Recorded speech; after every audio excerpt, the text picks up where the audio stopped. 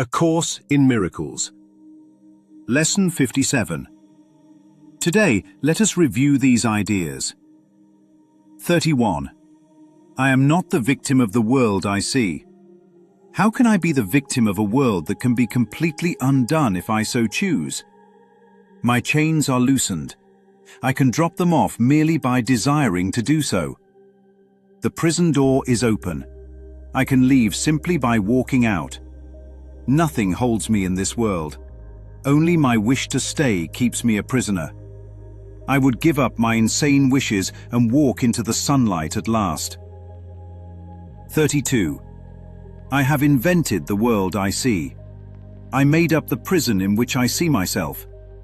All I need do is recognize this, and I am free. I have deluded myself into believing it is possible to imprison the Son of God. I was bitterly mistaken in this belief, which I no longer want. The Son of God must be forever free. He is as God created him, and not what I would make of him. He is where God would have him be, and not where I thought to hold him prisoner. 33. There is another way of looking at the world. Since the purpose of the world is not the one I ascribe to it, there must be another way of looking at it. I see everything upside down, and my thoughts are the opposite of truth. I see the world as a prison for God's Son. It must be, then, that the world is really a place where he can be set free. I would look upon the world as it is, and see it as a place where the Son of God finds his freedom. 34. I could see peace instead of this. When I see the world as a place of freedom, I realize that it reflects the laws of God instead of the rules I made up for it to obey. I will understand that peace, not war, abides in it. And I will perceive that peace also abides in the hearts of all who share this place with me. 35. My mind is part of God's. I am very holy. As I share the peace of the world with my brothers, I begin to understand that this peace comes from deep within myself. The world I look upon has taken on the light of my forgiveness and shines forgiveness back at me. In this light, I begin to see what my illusions about myself kept hidden. I begin to understand the holiness of all living things, including myself, and their oneness with me. Lesson 31. I am not the victim of the world I see. Picture a man sitting in a jail cell with the door wide open. He studies the walls. He memorizes the cracks in the concrete. He tells visitors long stories about injustice. The sunlight is pouring through the doorway, but he keeps adjusting the chains on his wrists as if they are welded shut. Then one day he looks down and realizes the chains are made of paper. They were never locked. They were folded. The only thing required to remove them is the willingness to stop clutching them. That is lesson 31. The world is the cell. The chains are the cherished grievances. The open door is always present.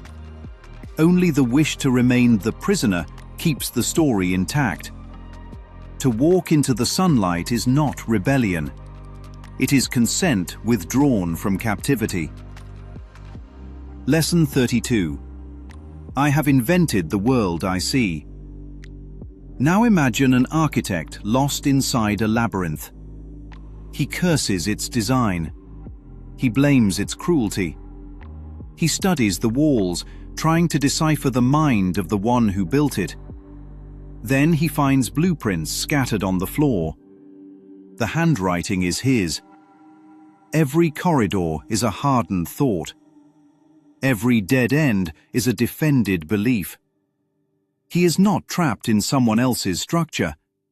He is walking inside his own imagination. That is lesson 32. The prison is not imposed. It is projected. And the moment authorship is recognized, the walls lose their authority. Paper burns quickly. The Son of God was never stone-bound. He was a draftsman who forgot he held the pencil. Lesson 33. There is another way of looking at the world. Take a painting that looks like a storm. Dark clouds, broken trees, a house collapsing in the wind. You stare at it for years, convinced it depicts disaster. One day, someone quietly turns it upside down. What you thought were clouds become waves. What you thought were ruins become sails. The storm becomes a ship moving forward. Nothing on the canvas changed. Only the orientation did. That is lesson 33. The world you called a prison may be a classroom. The place you labeled exile may be a passage. Another way of looking does not rebuild the world. It reinterprets it. Lesson 34. I could see peace instead of this. Now imagine a battlefield frozen at dawn. Two armies stand facing each other, weapons raised, tension thick in the air. From a distance it looks inevitable. But move closer and notice something startling. Each soldier is a mirror. Every accusation is a reflection. The war is sustained by the thought of attack.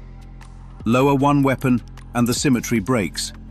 Lower the belief in conflict and the field becomes silent grass.